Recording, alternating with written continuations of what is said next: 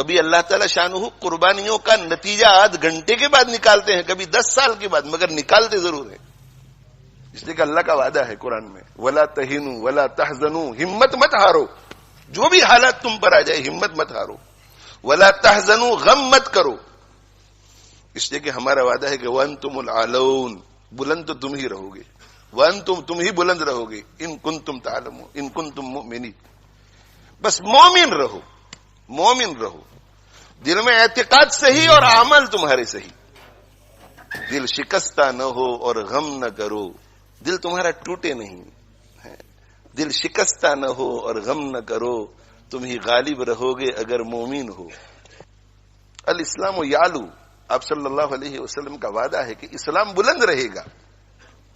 هو الذی ارسل رسولہ بالہدی ودین الحق لیظہرہ علی الدین کلہ، وعدہ ہے قرآن کا۔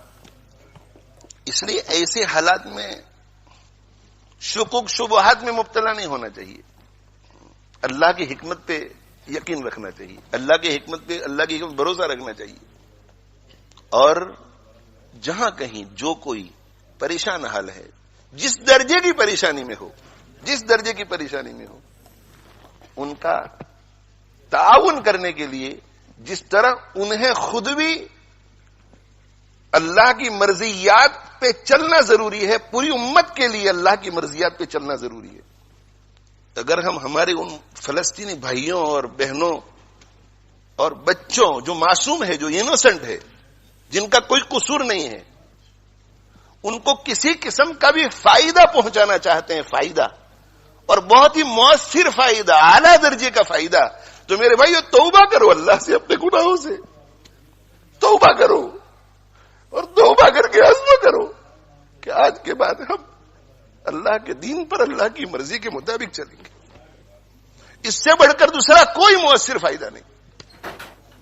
باقی سارے فوائد اس کے تابع ہیں، یہ قابو میں آیا تو باقی سارے اسباب کام آئیں گے، یہ قابو میں نہیں آیا تو کوئی سبب کام نہیں آئے گا۔ یہ میرا ایمان ہے، اور ہم سب کا ایمان ہونا چاہیے۔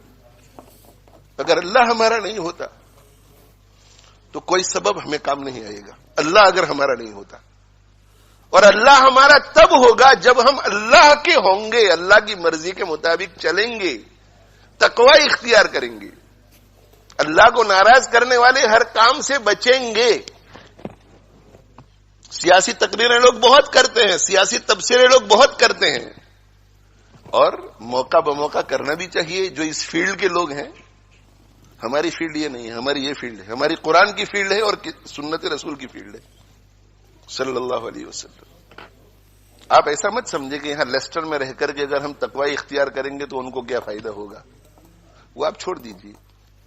آپ قرآن اور حدیث پر، اللہ کے فرمان اور رسول اللہ صلی اللہ علیہ وسلم کی ارشاد پر یقین کر کے آنکھ بند کر کے کیجئے، پھر آپ دیکھو کہ اللہ تعالی شانہ اپنی قدرت کا مظاہرہ کیسے فرماتے ہیں۔ اللہ نہیں بدلا ہے، اللہ کا قانون بھی نہیں بدلا ہے، اللہ جیسے پہلے تھا آج بھی ویسا ہی ہے۔ اللہ کی حالت میں، اللہ کی شان میں کوئی فرق نہیں آتا، اللہ کے قانون میں، اللہ کے وعدوں میں کوئی فرق نہیں آتا۔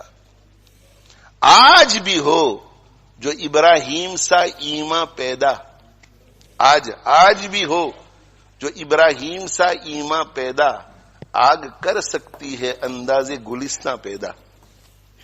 آج بھی اگر ابراہیم علیہ الصلوۃ والسلام جیسا ایمان، ویسا یقین، ویسا بھروسہ اللہ پر، ویسا توکل، ویسا اعتماد ہو، اور ویسا تقوی ہو، ویسا صبر ہو، آج بھی ویسا ذکر ہو، زبانی ذکر بھی ہو، دل بھی جڑا ہوا ہو، آگ کر سکتی ہے انداز گلستاں پیدا۔ تو آگ باغ بن سکتی ہے آج بھی، اسے کہ اللہ کا قانون ایک ہی ہے۔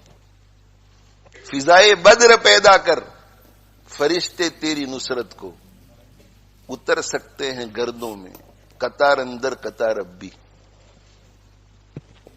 فضائے بدر پیدا کر، فضائے بدر کیا تھی؟ فضائے بدر ایمان والی تھی، ایمان والی۔ فضائے بدر یقین والی تھی، فضائے بدر اخلاق حمیدہ والی تھی، فضائے بدر شکر والی تھی، صبر والی تھی، فضائے بدر تواضع والی تھی، تواضع والی۔ کتنی تواضع؟ اس قدر تواضع کہ اللہ تعالی شانہ نے فرما دیا تھا کہ ان کا پیچھا کرو تو بھی تمہاری جیت اور ان سے لڑو تو بھی تمہاری جیت. اس کے باوجود بھی سید المرسلین صلی اللہ علیہ وسلم نے گردن اونچی نہیں کی، بلکہ حضرت ابو بکر صدیق رضی اللہ عنہ فرماتے ہیں کہ ہاتھ پھیلا پھیلا کے اللہ سے عاجزی کر رہے تھے، عاجزی کر رہے تھے. فضائے بدر رجوع اللہ، رجوع اللہ. حضرت جی مولانا الیاس صاحب رحمۃ اللہ علیہ ارشاد فرمایا کرتے تھے کہ بندے کو رجوع اللہ اس طرح کرنا چاہیے جیسے ایک لولا، لنگڑا، اندھا، بہرا، گونگا کرے. ایک لولا، لنگڑا، بہرا، اندھا، گونگا، اس کو جب کوئی ضرورت پیش آ جائے تو وہ کتنا رجوع کرے گا اللہ کی طرف، کتنی عاجزی کرے گا. اس لیے کہ وہ جانتا ہے کہ میں چل نہیں سکتا، میں پکڑ نہیں سکتا، میں کسی کی بات سن نہیں سکتا، میں دیکھ نہیں سکتا، میں کسی کو پکار نہیں سکتا، اور مجھے بھوک لگی ہے، مجھے پیاس لگی ہے، اب میں کیا کروں.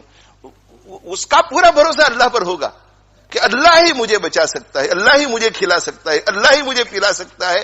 وہ کتنی آہوزاری کے ساتھ دعا کرے گا.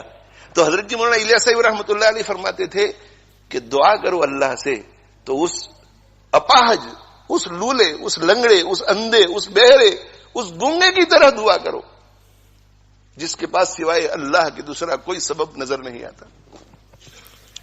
اور صرف دعاؤں سے کام نہیں بنتا بلکہ دوڑ بھاگ بھی کرنی پڑتی ہے، صحیح اسباب اختیار کرنے پڑتے ہیں. تو دعا اور دعا کے ساتھ جو بھی اسباب ہیں، ڈیمونسٹریشن لوگ کرتے ہیں، شرعی حد میں رہ کر ڈیمونسٹریشن کرو، پیٹیشن شرعی حد میں رہ کر کرو، ایم پی پر خط لکھنا شرعی حد میں رہ کر کے کرو، شرعی حد میں رہ کر. تقوی کا دامن ہاتھ سے نہ چھوٹنے پائے. اس لیے کہ اگر تقوی کا دامن چھوٹ گیا تو ہماری